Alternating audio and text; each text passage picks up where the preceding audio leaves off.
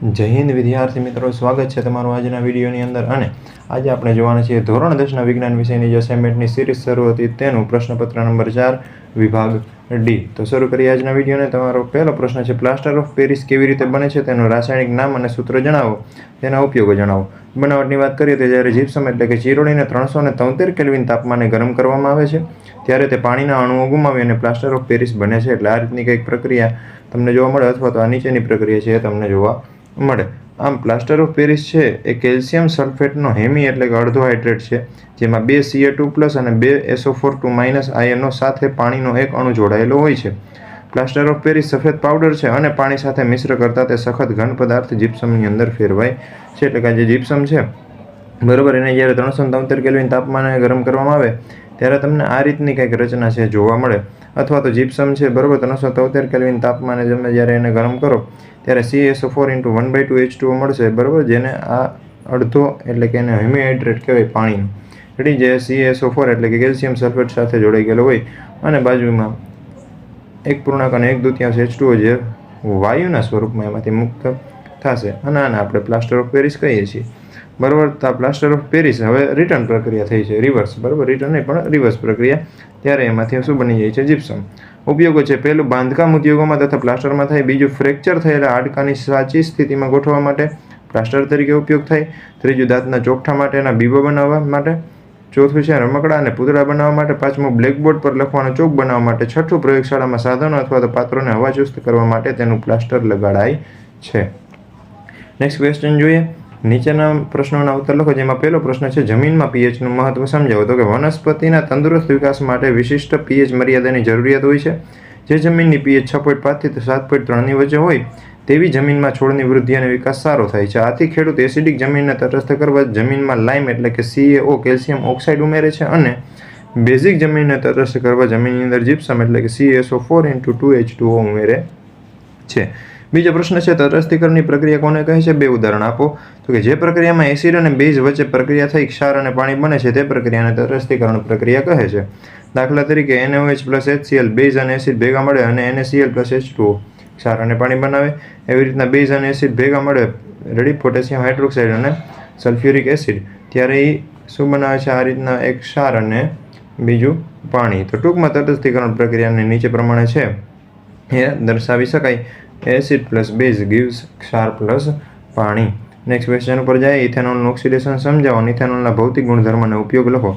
આ રીતનું કંઈક ઇથેનોલનું છે ઓક્સિડેશન થાય છે. આ એની પ્રક્રિયા અહીંયા તમારી સામે છે. થોડીક ઝૂમ કરી દો એટલે વ્યવસ્થિત દેખાઈ શકે તમને બરાબર. આ રીતની કંઈક પ્રક્રિયા છે એની અંદર જોવા મળશે. આપણે આગળ જોઈએ એમાં. તો આ પ્રક્રિયાની અંદર પ્રક્રિયક ઇથેનોલ એક ઓક્સિજન પરમાણુ ધરાવે, જ્યારે નિપજ ઇથેનોઇક એસિડ 2 ઓક્સિજન પરમાણુ ધરાવે છે. આમ આ પ્રક્રિયા દરમિયાન ઓક્સિજન પરમાણુ ઉમેરાય છે. આથી આ રૂપાંતર ઓક્સિડેશન પ્રક્રિયા છે. ઇથેનોલના ભૌતિક ગુણધર્મ કંઈક નીચે મુજબ. શુદ્ધ ઇથેનોલ રંગવિહીન પ્રવાહી છે. ઇથેનોલનું ગલનબિંદુ 156 કેલ્વિન છે, જ્યારે ઉત્કલન બિંદુ 351 કેલ્વિન છે. તે પાણીમાં સુદ્રાવ્ય છે બરાબર, તમામ પ્રમાણની અંદર, અને તે એક સારો દ્રાવક પણ છે. ઇથેનોલનો ઉપયોગ જોઈએ તો પહેલું છે ઔદ્યોગિક દ્રાવક તરીકે દવાઓ જેવી કે ટિંચર, આયોડિન, કફ સિરપ તેમજ અનેક ટોનિક્સમાં. બીજું લીકર, વાર્નિશ તથા અત્તર જેવા સુગંધી દ્રવ્યોની બનાવટમાં. ત્રીજું ચેપનાશક તરીકે. ચોથું શુદ્ધ આલ્કોહોલ એટલે નિરપેક્ષ આલ્કોહોલ નશાયુક્ત પીણાની બનાવટમાં. અને પાંચમું છે રેક્ટિફાઈડ સ્પિરિટ બનાવવા. નેક્સ્ટ ક્વેશ્ચન જોઈએ. મનુષ્યના હૃદયની અંતસ્થ રચના દર્શાવતી નામ નિર્દેશવાળી આકૃતિ દોરી તેમાં રુધિરનું પરિવહન સમજાવો બરાબર. કંઈક આ રીતની આકૃતિ હૃદયની તમને જોવા મળે છે, જેની અંદર એના અલગ અલગ અંગો બરાબર. ફૂફૂસ ધમની છે, ફૂફૂસ શિરા, ડાબુ કર્ણક, અહીંયા વચ્ચે દ્વિદલ વાલ્વ, ડાબુ ક્ષેપક, નીચે ખંડોને વિભાજિત કરતું પટલ જેને આંતરક્ષેપક પટલ પણ કહે છે. અહીં જમણું ક્ષેપક છે, ત્રિદલ વાલ્વ જે અહીંયા રચના આવેલી છે. ત્યારબાદ આ પશ્ચિમહાશિરા, અહીંથી રુધિર નીચેના ભાગોમાંથી ક્ષેપકની અંદર કર્ણકની અંદર પ્રવેશે છે. ઉપર અગ્રમશિરા બરાબર, ઉપરના ભાગોમાંથી રુધિરને અહીંયા લઈ આવે. અને છેલ્લે આરોહી ધમનીકાંડ, જે હૃદયની અંદર ઓક્સિજનયુક્ત રુધિર આવે છે તેને હૃદયથી બાકીના અંગો તરફ લઈ જવાનું કામ આરોહી ધમનીકાંડનું છે બરાબર, જેને મહાધમની તરીકે પણ ઓળખવામાં આવે. હવે આપણે જોઈએ રુધિરનું પરિવહન છે એ કેવી રીતના થાય છે. જમણા ખંડોની પહેલાં વાત કરીએ તો હૃદયના જમણી તરફનો ઉપરનો ખંડ જમણું કર્ણક શિથિલન પામે ત્યારે શરીરના વિવિધ ભાગોમાંથી ઓક્સિજન વિહીન રુધિર તેમાં આવે છે. એટલે સૌપ્રથમ આ ભાગની અંદર ઓક્સિજન વિહીન રુધિર એટલે કે કાર્બન ડાયોક્સાઇડ યુક્ત રુધિર છે એ આવવાનું છે. જમણું કર્ણક સંકોચન પામતા આ રુધિર જમણા ક્ષેપકમાં દાખલ થાય અને આ સમયે જમણું ક્ષેપક શિથિલન પામે. જમણા ક્ષેપકમાંથી આ રુધિરને ઓક્સિજનયુક્ત થવા માટે ફેફસામાં પંપ કરવામાં એટલે કે ધકેલવામાં આવે છે. જ્યારે કર્ણક કે ક્ષેપક સંકોચન પામે ત્યારે વાલ્વ તેની વિરુદ્ધ દિશામાં રુધિર પ્રવાહને અટકાવવાની ક્રિયા કરે છે. ક્ષેપક શરીરના વિવિધ ભાગોમાં રુધિર ધકેલવાનું હોવાથી ક્ષેપકને શરીરના વિવિધ ભાગોમાં રુધિર ધકેલવાનું હોવાથી કર્ણકની તુલનામાં ક્ષેપકની દિવાલ જાડી અને સ્નાયુમય હોય છે. હવે ડાબા ખંડોમાં શું થાય તો કે ફેફસામાંથી ફૂફૂસ શિરાઓ દ્વારા ઓક્સિજનયુક્ત રુધિર હૃદયના ડાબા કર્ણકમાં આવે. ડાબું કર્ણક પાતળી દિવાલ ધરાવતો હૃદયનો ડાબી તરફનો ઉપરનો ખંડ છે. રુધિર મેળવતી વખતે ડાબું કર્ણક શિથિલન પામે અને હવે ડાબું કર્ણક સંકોચન પામે ત્યારે ડાબું ક્ષેપક છે એ શિથિલન પામે. આથી ડાબા કર્ણકનું રુધિર ડાબા ક્ષેપકમાં દાખલ થાય અને જ્યારે સ્નાયુમય ડાબું ક્ષેપક સંકોચન પામે ત્યારે રુધિર ધમની કાંડમાં ધકેલાય અને શરીરના વિવિધ અંગોને પૂરું પાડવામાં આવે છે. આ રીતના છે હૃદયમાં રુધિરનું વહન થાય છે. નેક્સ્ટ ક્વેશ્ચન જોઈએ. મનુષ્યમાં મૂત્ર નિર્માણની ક્રિયાના 2 તબક્કા સમજાવો.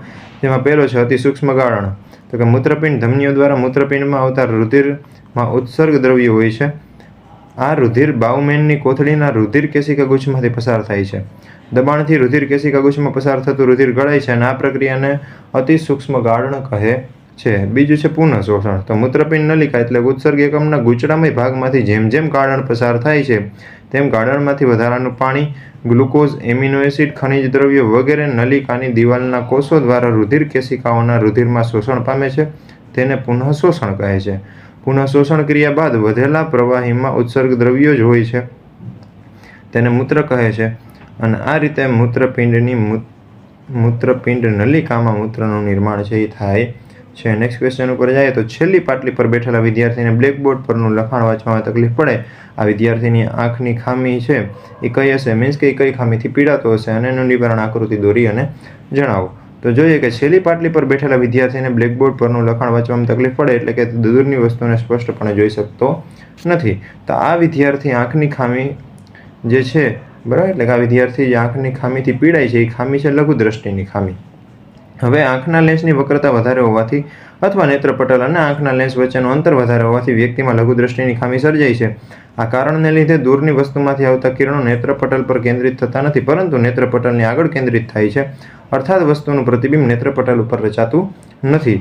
પરિણામે લઘુ દ્રષ્ટિની ખામીવાળી વ્યક્તિ દૂરની વસ્તુઓ સ્પષ્ટ જોઈ શકતી નથી પરંતુ નજીકની વસ્તુઓને સ્પષ્ટ જોઈ શકે. ખામીનું નિવારણની વાત કરીએ તો લઘુ દ્રષ્ટિની ખામીનું નિવારણ કરવા વ્યક્તિએ યોગ્ય કેન્દ્ર લંબાઈવાળા અંતર્ગોળ લેન્સના ચશ્મા છે પહેરવા જોઈએ. આ રીતની કંઈક આકૃતિ આ છે લઘુ દ્રષ્ટિની ખામીવાળી આંખ અને નીચે એનું જે નિવારણ છે એ તમને અહીંયા બતાવેલું છે બરાબર. એનું પ્રતિબિંબ છે કંઈક અહીંયા રચાઈ જાય. હકીકતે રચાવું આ પોઈન્ટ ઉપર જોઈએ પણ ખામી થાય એટલે એ પોઈન્ટ ઉપર એ પ્રતિબિંબ રચાતું નથી. પોઈન્ટ કયો છે તો કે નેત્રપટલ ઉપર આવેલું. રેડી, એટલે કે આ સ્થિતિમાં નેત્રપટલ ઉપર પ્રતિબિંબ રચાઈ શકતું નથી પણ જ્યારે આ રીતના એની વચ્ચે અંતર્ગોળ લેન્સ ફિટ કરી દેવામાં આવે ત્યારે પ્રતિબિંબ છે એ નેત્રપટલ ઉપર રચાય છે. આગળ વધીએ આપણે. વિદ્યુત પ્રવાહધારિત સુરેખ તારની પાસે હોકાયંત્ર મૂકેલ છે. નીચેના કિસ્સા માટે તમારું અવલોકન જણાવો અને દરેક કિસ્સા માટેનું કારણ આપો. પહેલો કિસ્સો, તારમાં વહેતા વિદ્યુત પ્રવાહની દિશા ઉલટાવવામાં આવે. બીજો છે તારમાં વહેતા વિદ્યુત પ્રવાહનું મૂલ્ય વધારવામાં આવે. ત્રીજું, હોકાયંત્રને સુરેખ તારથી દૂર લઈ જવામાં આવે. અને ચોથું, સુરેખ તારમાં વહેતા વિદ્યુત પ્રવાહને લીધે ઉદ્ભવતા ચુંબકીય ક્ષેત્રનું મૂલ્ય કયા પરિબળ ઉપર આધાર રાખે છે. તો આપણે વાત કરીએ પહેલા પ્રશ્નની. તો હોકાયંત્રની સોયનું જે કોણાવર્તન છે બરાબર એ બદલાય છે કારણ કે વિદ્યુત પ્રવાહને લીધે ઉદ્ભવતા ચુંબકીય ક્ષેત્રની દિશા વિદ્યુત પ્રવાહની દિશા ઉપર આધાર રાખે. તેથી જો વિદ્યુત પ્રવાહની દિશા બદલાય તો હોકાયંત્રની સોયનું કોણાવર્તન પણ બદલાય. બીજું, આપેલ બિંદુ પાસે હોકાયંત્રની સોયનું કોણાવર્તન વધે કારણ કે ચુંબકીય ક્ષેત્રની તીવ્રતાનું મૂલ્ય એ વિદ્યુત પ્રવાહના મૂલ્યના સમપ્રમાણમાં હોય છે. ત્રીજું, આપેલ વિદ્યુત પ્રવાહ માટે હોકાયંત્રની સોયનું કોણાવર્તન ઘટે છે કારણ કે ચુંબકીય ક્ષેત્રની તીવ્રતાનું મૂલ્ય તારથી અંતરના વ્યસ્ત પ્રમાણમાં હોય. અને ચોથું, સુરેખ વિદ્યુત પ્રવાહ ધારિત વાહકમાં વહેતા વિદ્યુત પ્રવાહને લીધે ઉદ્ભવતું ચુંબકીય ક્ષેત્ર નીચેના પરિબળ ઉપર આધાર રાખે. જેમાં પહેલું છે સુરેખ વાહકમાં વહેતા વિદ્યુત પ્રવાહનું મૂલ્ય અને બીજું છે સુરેખ વાહકથી હોકાયંત્રનું અંતર. નેક્સ્ટ ક્વેશ્ચન જોઈએ. નિવસન તંત્ર એટલે શું? નિવસન તંત્રના ઘટકો જણાવો. તો કે બધા જ સજીવો એટલે કે સૂક્ષ્મજીવો, વનસ્પતિઓ અને માનવ સહિતના પ્રાણીઓ અને તેમની સાથે સંકળાયેલા ભૌતિક પર્યાવરણ વચ્ચેની આંતરક્રિયાથી બનતા તંત્રને નિવસન તંત્ર કહે છે.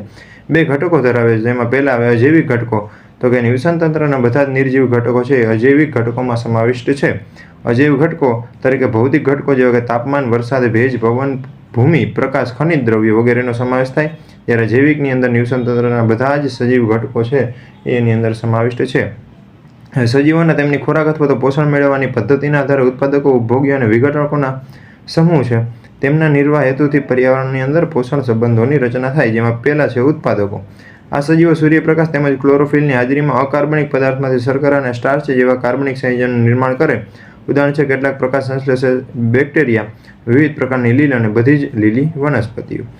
બીજા આવે ઉપભોગીઓ. જે સજીવો ઉત્પાદક દ્વારા ઉત્પાદિત થયેલા ખોરાક પર પ્રત્યક્ષ અથવા તો પરોક્ષ રીતે આધારિત હોય તેને ઉપભોગી કે ઉપભોક્તાઓ પણ કહે છે, જેમ કે ક્લોરોફિલ વિહીન અને વિષમપોષી સજીવો. ત્રીજો આવે વિઘટકો. તો કે જટિલ કાર્બનિક પદાર્થોનું સરળ અકાર્બનિક પદાર્થમાં વિઘટન કરતા સજીવોને વિઘટક કહેવાય. કેટલાક જીવાણુ એટલે કે બેક્ટેરિયા અને ફૂગ એમ મૃત જૈવ અવશેષો અને સજીવોના ઉત્સર્ગ દ્રવ્યોનું વિઘટન એટલે કે અપમાર્જન કરે છે. બીજો પ્રશ્ન છે ઓઝોન ગર્ત એટલે શું? તેના વિઘટનમાં કયા રસાયણો જવાબદાર છે? તો કે ઓઝોન સ્તરમાં મોટા પ્રમાણમાં ઘટાડાની ઘટનાને ઓઝોન ગર્ત કહે છે. ક્લોરોફ્લુરોકાર્બન્સ એટલે કે CFCS, હાઇડ્રોફ્લુરોકાર્બન્સ HFCS અને નાઇટ્રોજન ઓક્સાઇડ NO એ ઓઝોન સ્તરના વિઘટન માટે જવાબદાર રસાયણો છે. તો મિત્રો આપણા પ્રશ્નપત્ર 4નો સેક્શન D અહીંયા થયેલ છે પૂરો. આપણે જલ્દીથી જ એક નવા વિડીયો સાથે મળીશું. ત્યાં સુધી બધાને જય હિન્દ.